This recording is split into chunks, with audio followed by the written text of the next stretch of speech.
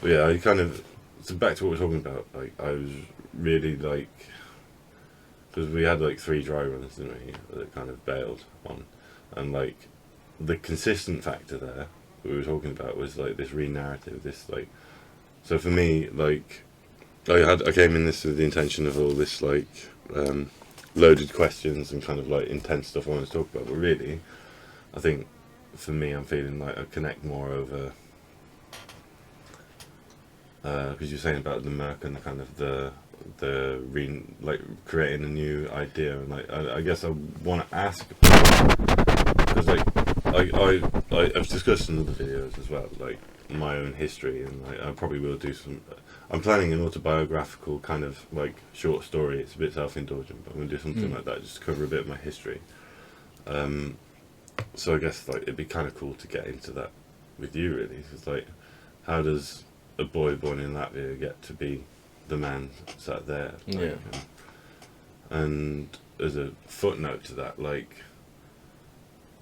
sort of like I was saying earlier, like you've like since I've known you, there's been like a dramatically progressive change, but especially in the past few years. Like, Right. So we can come back to that later on. But like I like the idea that like who you are now interpreting your life may be different from who you were a few years ago and how you interpreted your life. So I'm kind of just do with it as you will. Like basically, how did you get here? Like how did you get to be the person you are now? And All right. So it all started when back when I was like 16. I was in this like professional high school doing carpentry, and there's lots of pikeys there, and I was like this arty kid and used to be picked on, but I always fight it back pretty well, you know. And I noticed that since the moment that I decided to drop out of that school and roll into a more artistic school to you know satisfy my creative needs. yeah, That, were your that, parents that, did your parents facilitate that, or was it? well, no, I since age 16 I had to like I started pulling off from asking my parents for cash. I started to feel uncomfortable to ask them for cash, and I wanted to make my own money. I did some bike career work. That was one of the fun mercurial jobs that I had. That's cool. And You mentioned jewelry making as well. yeah, that's it. Since I dropped out of that school, there was like another month or two left in the school, and I was still rolled with it. And since I was like, okay, now I got nothing to prove to nobody now, I'm just gonna like have fun, drop some funny questions in the classrooms, and from the moment I stopped giving a fuck, you know, that's when actually people started liking me. Oh, no way, you're actually now about to leave just when we started liking you. You know. I'm like, okay, that's an interesting like thing. Like I've changed schools many times when I was a kid, and it's like it's nice to hear people miss me, you know. So after that, like I rolled into this like professional high school with metalcraft, and so I did a little bit of both, a little bit of jewelry and a little bit of blacksmithing. And so I eventually I loved jewelry making so much that I didn't go to all the high school like lessons. They were just waste of time. All I wanted to do is just work with metal. Coincidentally, in my like everybody in the metal course in each year, they all love metal music. So this is where I started.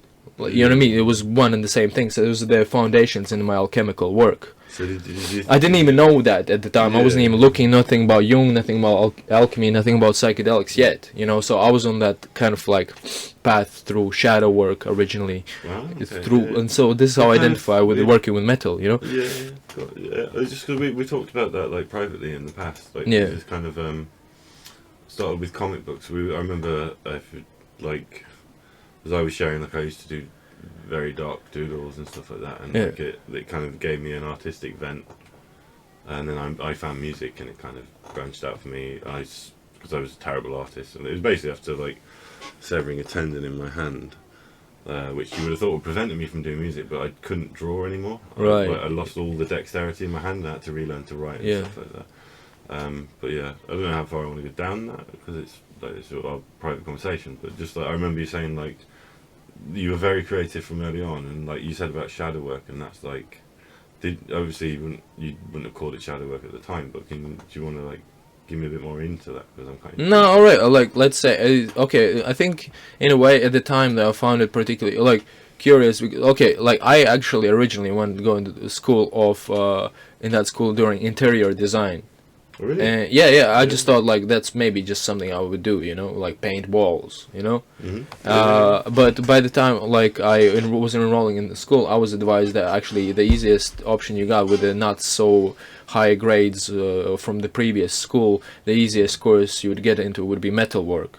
I was like, okay, I'm gonna go in there. So I want to go into school, like and advance my creativity somehow. So I rolled with it.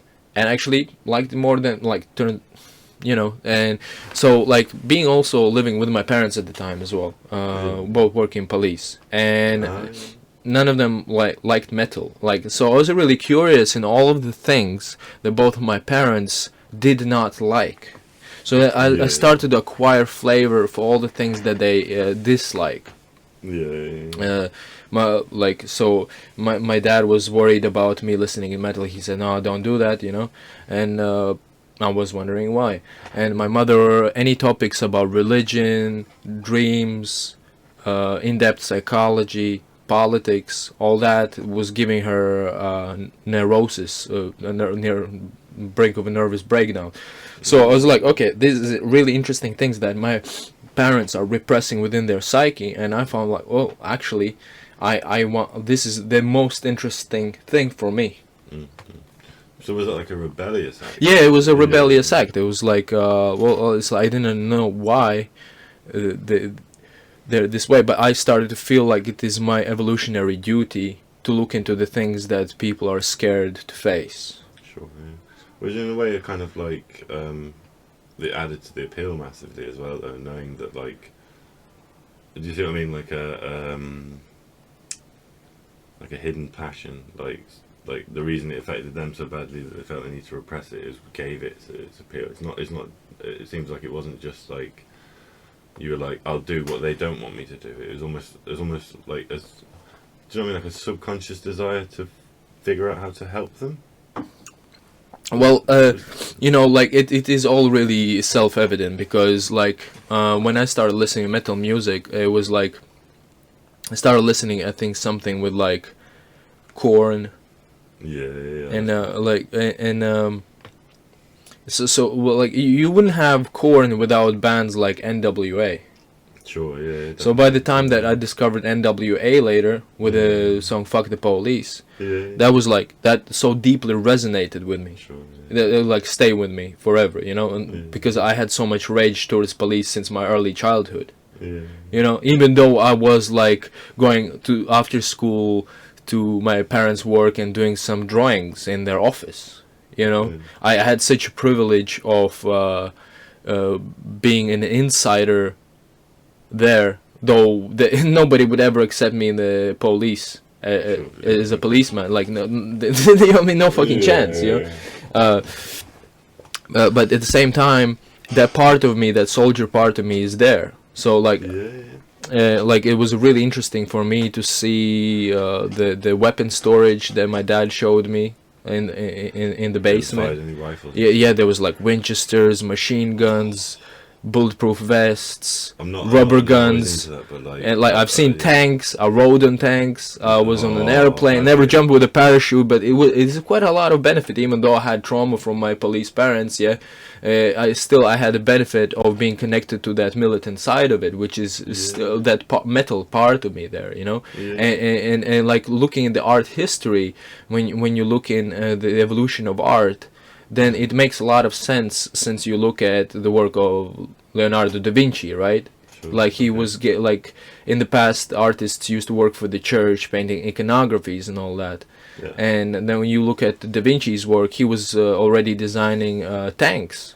Yeah. Like you know what I mean? He was getting high paid commissions, and so I mean like. Eventually that thing of, because I guess that kind of, this is something that we touched on about, I don't know whether it was today or recently, but like this kind of the thing I observed in you is you've grown into a much more. How do I say? In the past couple of years, I hope this applies sort of back to me as well. But like you become more emotionally matured. Like you're more able to tolerate your own negative emotions instead of like trying to run from them or overly embrace them. Like, and you know, you mentioned like that militant self, that kind of warrior self. Yeah, like, yeah. And it just sort of clicked with that kind of. Yeah. Like, but the other thing I was gonna say is I remember the first time I fired a shotgun. Like I was terrified, but it's so empowering, and it's kind of like I associate like the military with like kind of confidence in violence and stuff like that. And it's an interesting kind of topic for me because I wonder like how, because basically like what I was driving at is that like more recently as you've become more fully a man and you're evolving even more, like there isn't that fear of your own anger, and then you don't need to suppress it, and then it doesn't come out spontaneously, and that's something I've worked with you. So. Well, this will come back to my ambition of making weapons. Like, I think it's something arcane that I've accessed much more last year, doing a lot of studio work, and exploring that shadow archetypal side. Somehow I connected to the spirit of mercenaries throughout history, and this need for poetic justice, and somehow meditating and contemplating that rage that I have been successfully repressing inside of me. I've been fortunate enough to have my own studio in Squat last year. That I just out of a hobby started to make a Molotov cocktail as a sculpture, as a social sculpture. That's cool. Making my own like little hunting knife to protect myself against crackheads in the same squad that was sometimes being threatening, you know. And I'm like, I had to barricade the doors and make my weapons, and just because I'm not taking this shit. I'm not being bullied. Yeah. I mean, I didn't have to use no knives or anything, and if there was any fights, we did just wrestle, you know. And that's something that again resonates with me heavily. Like I'm actually on Tuesday, I'm doing my first mixed martial arts class. Right. I did Yeah. ninjutsu about 9 years ago for a good few months. And like, when I was doing ninjutsu, it was the first time anyone's ever started a fight with me, attacked me, and I've won. Like I didn't beat the crap out of them. I diffused. I think I told you this story, maybe, but I'll say it for the camera. Well, yeah. I mean, I can relate to your need for martial arts because knowing you, David, that you're a really nice, you're quite a nice guy, and being born in England, I know I familiarize with an English way of this sort of like tendency of being over apologetic and tiptoeing around people because of fear of being punished for being rude. And this tendency in this English culture, I noticed, there's a lot of avoidance of confrontation. It's not the English way to be directly confrontational, and I think the beautiful thing about any form of martial arts is the embrace of confrontation. But it's also like controlled confrontation. It's not like losing your shit. This is where I find the co-resonance. Same with mastery of art of war. Or mastery, disciplined, responsible use of any weapon, artistry to that. So I find all these different forms very beautiful. It's an art, you know. It's like I won't go too far down that avenue personally, but like the correct use of force to save injury later. Like, and that doesn't even have to be in a physically violent scenario, but like, for example, knowing when to step up and shut down a situation. But let it play out. Well, here's the thing. I mean, like, for living in a dangerous type of like marginal environment where I have been living, while. Yeah, it's like it is sort of like kept my hippie side at bay, and I'm like allowed myself to tough, like. transform, because like back in the day, 10 years ago, I was like such a fool, as in like what could ever go wrong, you know, and back then I was way too nice, you know, and over a period of time, only you notice that, well, this niceness allows other people to sort of walk over you. And sometimes you may be just sort of challenged and pushed in situations where you're being actually physically attacked. And so these situations they've been beneficial for me to be less naive. And like, actually, when I used to be like, no, nothing wrong would ever happen to me, I'm like, after enough confrontations, I'm like, now I'm prepared for some, you know, bad scenario could happen any moment. And at least now, because you've had that experience, you know that, like, at least you know how you'll react. And I you know what I mean, like, at least I'm not unprepared, you know. And like that's one of the other things that really interests me about martial arts, that like I found when I did study it, and regular sparring, like I have punch and kick mitts and taekwondo mitts, I still like hit the pads just to keep for exercise, but I'm not like by any means martial artist, but like there's a certain kind of strength that comes from it, in that, like, if you're accustomed to adrenaline, for example, right, and your legs don't shake and you don't feel that, you don't flight, you fight, that can have a powerful impact, because as you know, I've suffered from like crippling social anxiety for years, like, and that's why I've turned to drink and other sort of things to kind of like just knock me out of that flight mode. And more I'm finding that not only do people respect that I don't take shit anymore, that actually, like, people are kind of proud of it. Like, it has a knock-on effect. Like, it's like, especially being a dad, like, at the end of the day, like, if, like, obviously this is my private stuff I'm not going to go into, but like, showing your son that, like, you know, soft left hand, like, you're compassionate, you're loving, you're kind, you're caring, but if someone does something that's not okay, you have to draw a line, you have to be strong, and you have to demonstrate, like, true leadership, which is like strong right hand, strong left hand. And it plays out through so many areas in my life once I realised that, because when I used to back down and let him do more or less whatever he wanted without consequence, he turned into a nightmare.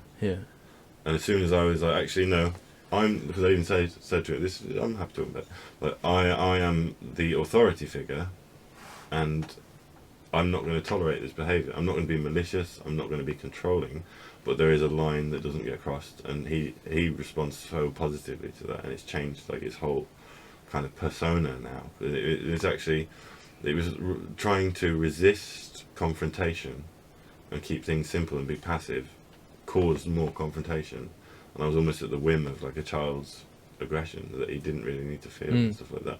And that's taught me an invaluable lesson, which is kind of what's led me to pursuing jiu-jitsu, or mixed martial arts, is that I'm hoping to study, is the idea that, like,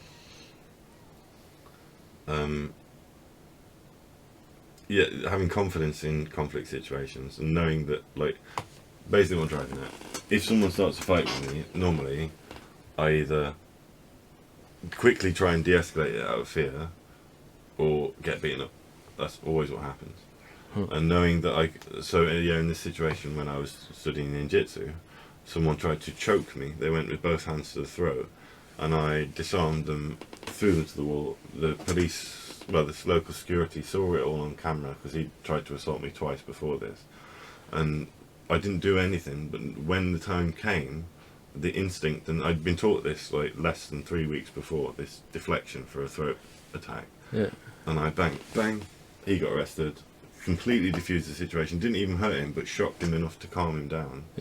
And it was like that was like such a powerful lesson. It's like, I didn't do the wrong thing, I protected myself, I didn't hurt him, and I had the confidence to try and resolve it every other way before it turned to violence. And that's what I really like about the idea of martial arts. If you see what I mean. Sorry, I've gone off on a bit of a tangent. No, that's just completely fine, man. Like, recently, even just I was in a coffee shop in Bristol, and one like old guy, local guy from there, just came in there, seeing me sitting in the cafe, and he came up to my table, put his like elbow on my artworks like that, and was like, "Listen, you don't come around here trashing my house and all this and all that, you know." And I'm like, "Mate, did I arrange a meeting with you?" Yeah. You're like, mind your own space, you know, get out of my space. And it's like, and then he like, started getting more aggressive, and he's stoned. Like, you know, all I did, I just take him my palm, and I just like push him away, gently push him away off his chest, and he like, he rolled with it. He like proper like 3 meters away got pushed. And it was like such an effortless thing. And he's way bigger dude than me, and it's like, that's it. So that's it. This is my fucking kung fu.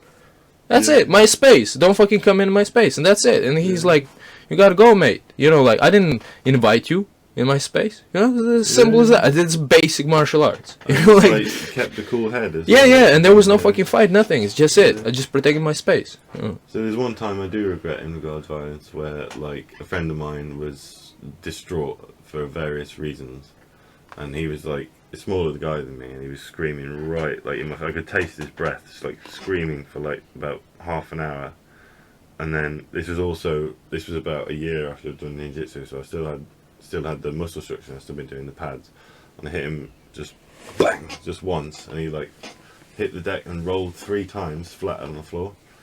And it was just like, that's the other thing that I'm concerned about, is like when you don't practice it as a discipline, but you've got the skill, like you have to be restrained with it. There's a moral responsibility to being powerful, basically. Well, the main thing with this I wasn't saying in your no the main thing with the self-restraint is like probably the most valuable thing in martial arts is the self-control. And once you learn that, then you can becoming a master, I think, because like really I think it comes down to you, the martial artist, respecting yourself. Yeah. So the according whatever, you know, way you have in expressing yourself honestly, so you don't feel ashamed about yourself, and you know. Yeah. Well, in the context of the clock on the chin, like it was a last resort, because it was like I was being so agitated, and I was like having a panic attack, and then it switched from flight to fight. And something actually that is back to what I was saying about social anxiety, that like I've been using the technique which has actually enabled me to go to the gym. So I told you I'm on my 3rd week of like 5-6 days a week at the gym now. And like to get to that gym, because I know I'm doing physically endurance kind of heavy work, but also the idea that like if I get fearful and my flight response goes, I won't even leave the house, let alone get to the gym and like get in a very self-conscious, socially vulnerable, where I'm not the leader of the pack, I'm not comfortable, and expose myself and in my weakest moments trying to get stronger, and like inducing just that little bit of anger kind of switches the mechanism back. And then if you can control your anger, then if you can control your anger and keep it at bay and purge it and use it correctly, like this is something I've been working on for ages, basically, like because I suffered such heavy abuse in the past that I would never stand up for myself, ever, and I would just be so passive and submissive. You know what I was saying, like Mr. Nice Guy. Like yeah. It's a dope song, man. yeah.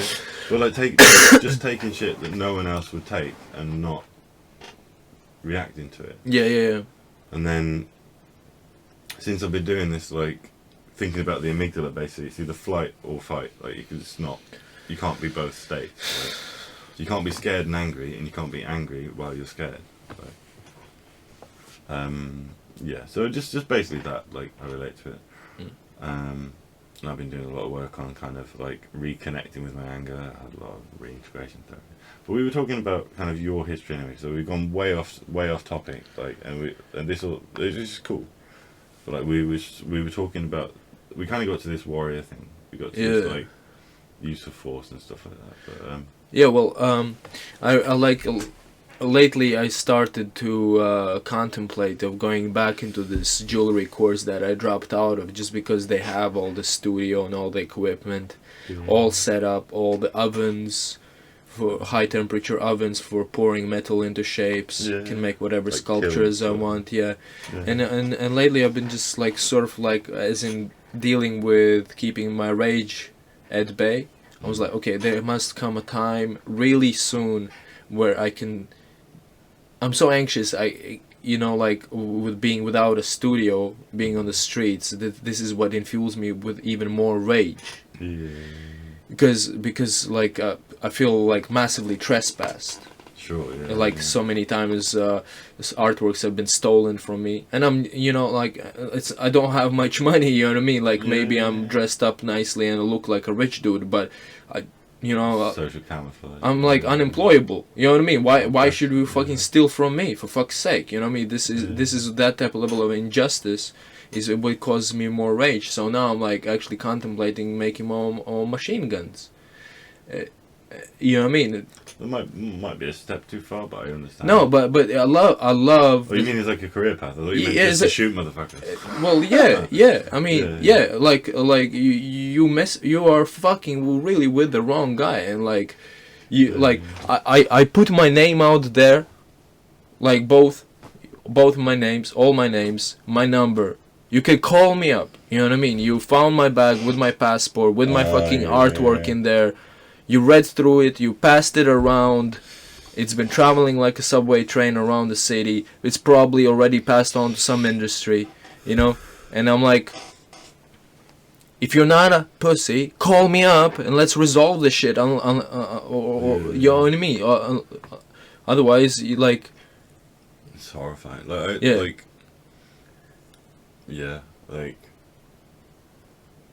You know what I mean? Like for me, like it's like I'm continually appalled by the way you're treated, and like, I can see it getting to you, and then like you come hang out with me, and it's like, or like with Mark, or like some safe people, and you get that kind of remit of like, fuck, I don't have to have my guard up all the time thing. But like. That's an important thing to be able to like feel safe, like and know that you're safe. And that's kind of like, obviously we talked about this privately. Like, I'm all about sorting that out with you. Like, we can do that, and like at the end of the day, I feel it seems by discussing it, like I have to emphasize you do not deserve that, and I know you know that. But like you probably don't hear it as often as you should. Like taking your artwork and your bag and your CV, it's just like you've got every right to be fucked off about that, and quite sad. Like, and I'm not sad about it. I'm just pissed off. I'm just really pissed off because I just keep hearing I'm lazy. I had all the fucking options getting a job and all that, and I'm like, man, fuck off. You know what I mean? Like everyone in like people from England are so fucking condescending, not knowing any what it's like being a first generation immigrant, and like trying it this way, trying it that way, trying it this way, to break through. You know, I did all the steps necessary. And people just block and instead of getting the opportunities, it's like seems like no, you like me being this dude on the streets. I totally relate to Kendrick Lamar's song. What was it like? We're gonna be all right, you know what I mean? And we hate Popo, and we'll see us dead in the streets for sure. I totally relate to that because the whole climate at the moment. The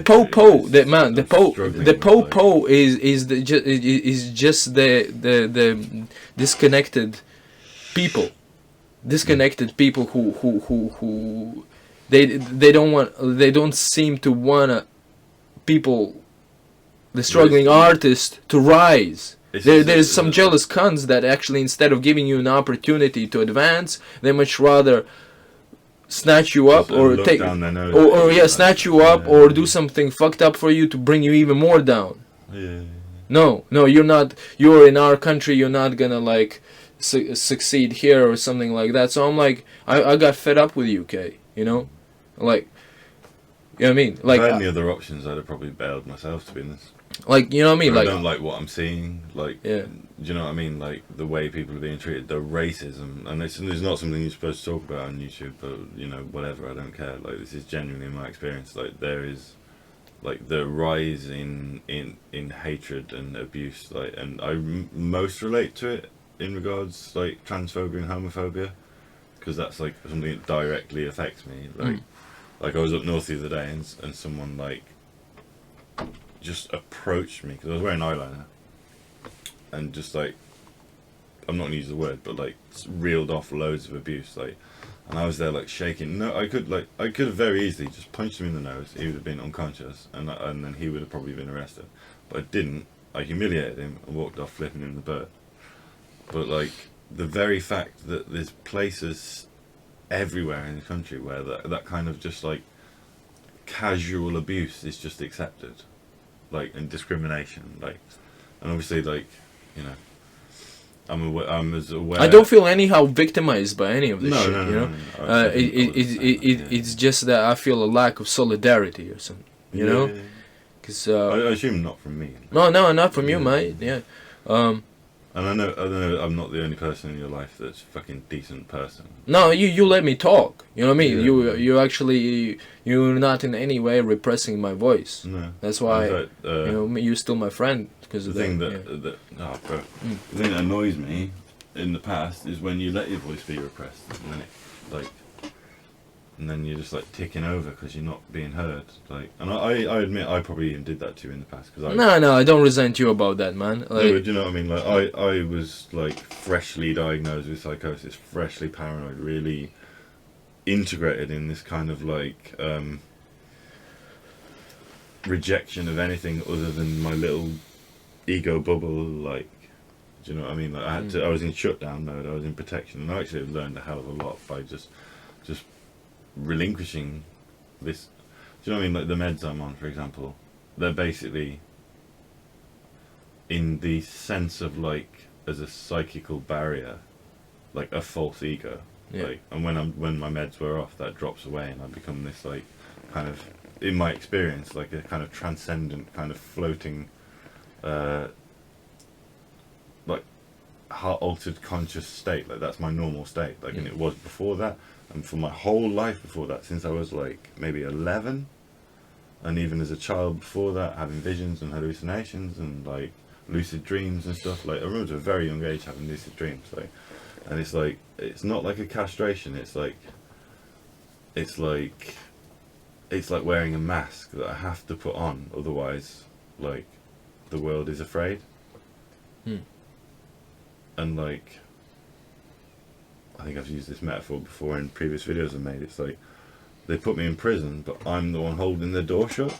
Like I'm like institutionalized at like a psycho-spiritual level. Like, I mean, granted, like I've tried to withdraw from the meds when I've been in like healthy, and like that's worse. Like even going down by 5 milligram out of 30 is worse than having no meds at all. It was a worse withdrawal than when I was originally psychotic. Like, with the added fear of like, oh my god, I'm gonna go back to being insane and stuff like that. I can't remember how I got on this topic. Well, this is what I told you back those days, is that man, you know what I mean, all he's gonna tell you, with them giving you pills is them just like telling you shut up.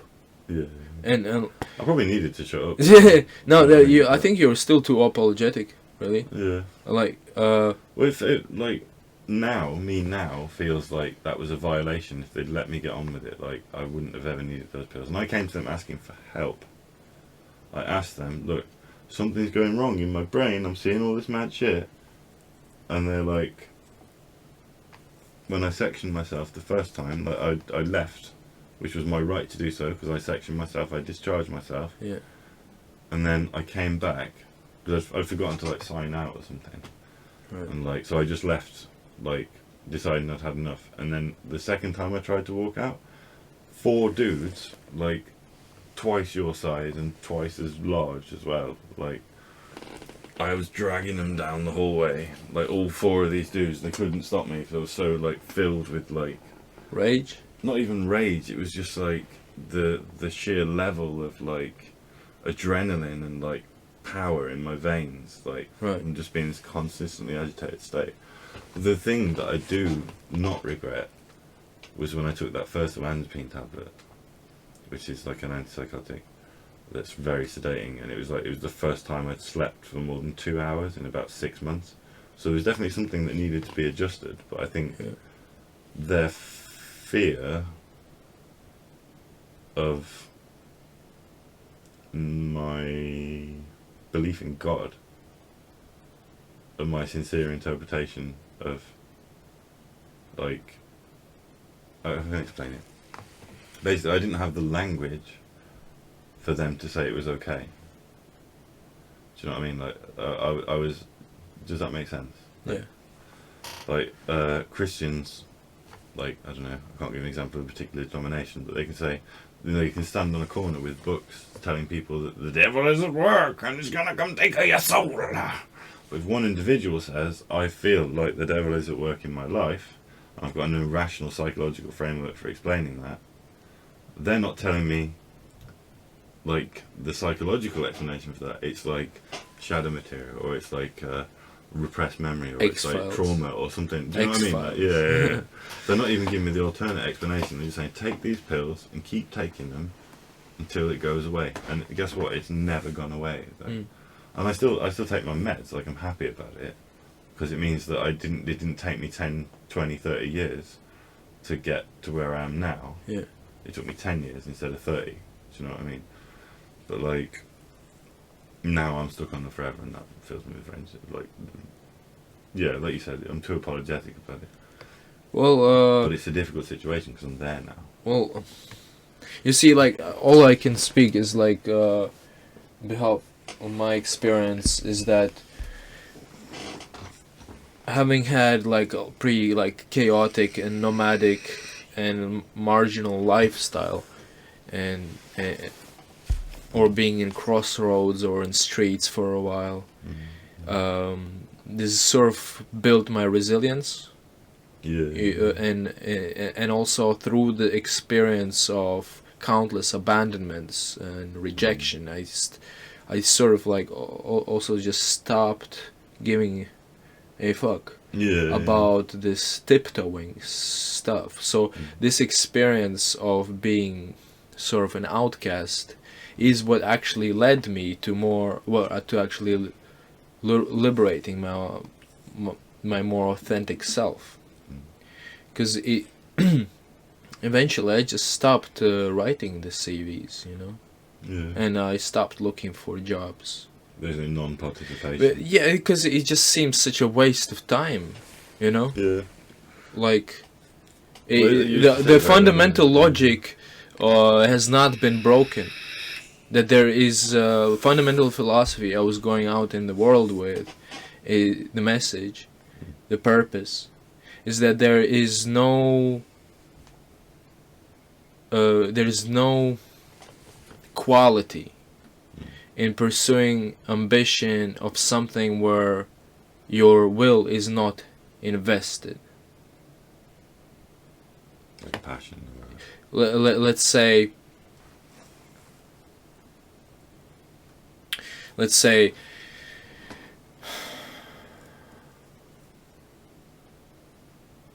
like having a really high paying job, but then you hate every moment that you're there.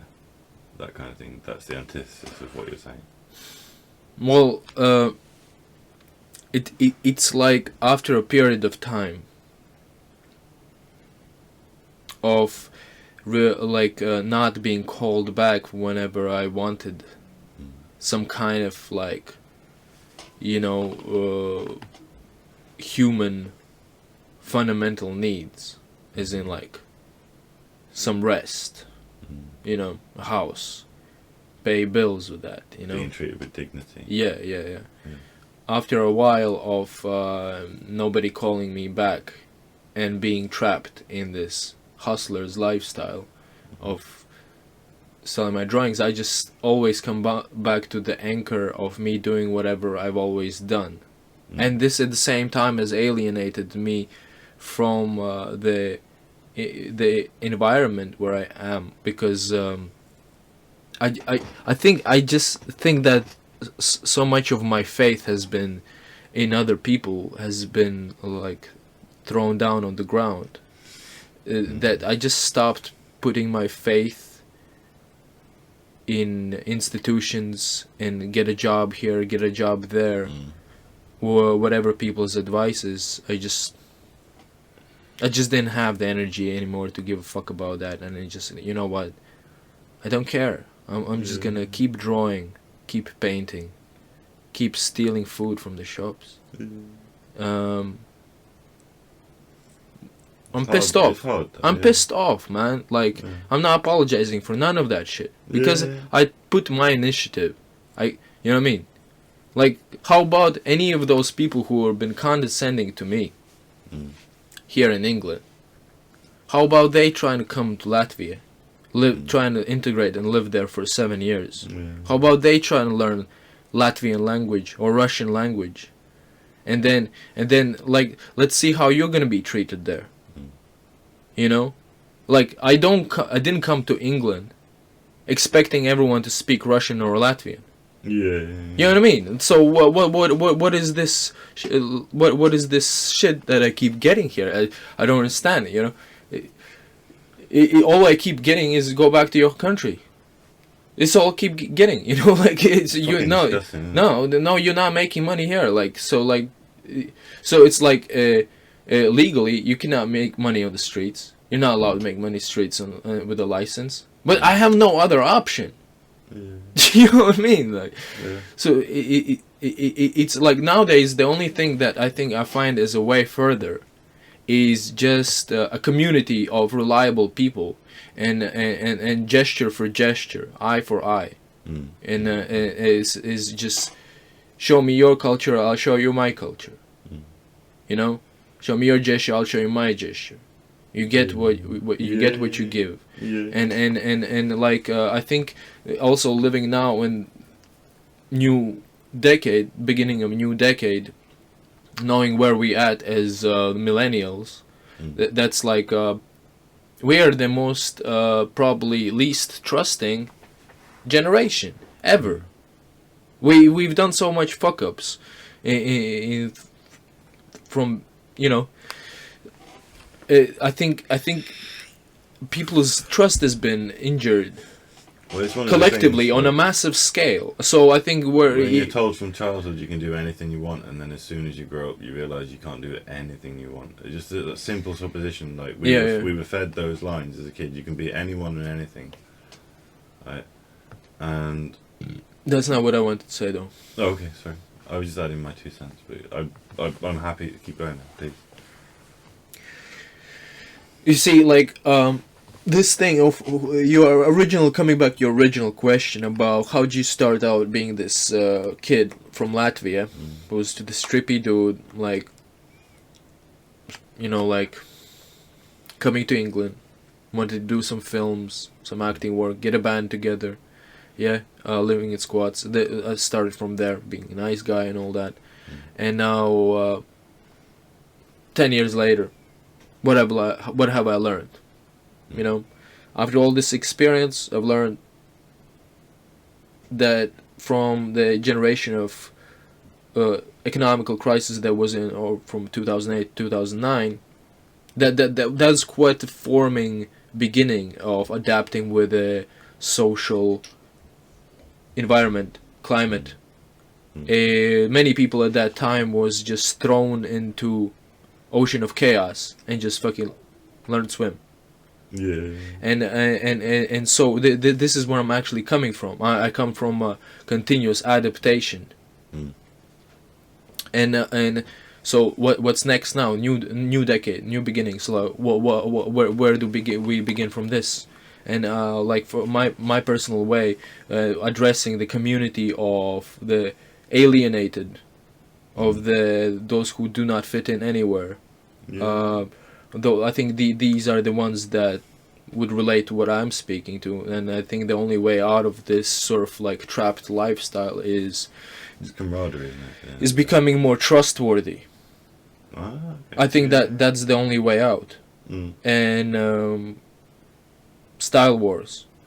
That just showing culture towards each other, and let the best way evolve from there, be seen. So one thing that reminds me of that I've been working on is this practice of intellectual self-honesty, and also like So intellectual self-honesty, I'll start with that, is like, no one is 100% honest, but the lack of authenticity comes when you are dishonest within yourself. Like, you don't actually know, people don't actually know who they are or what they think. Like, it's so obscured. Well, this is a very interesting thing you pointed out there. Like, I think that's also one of the most fundamental assets of value, is personal consistency. I think this is where I'm coming from, being honest. When the first time I came to UK, I was telling, no mate, we in the UK, we're not used to this level of honesty.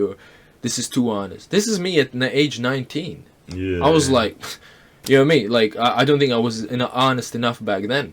You know what I mean? And so but the consistency is probably the most curious and interesting thing for me that I have found as a spiritual tradition in hip hop.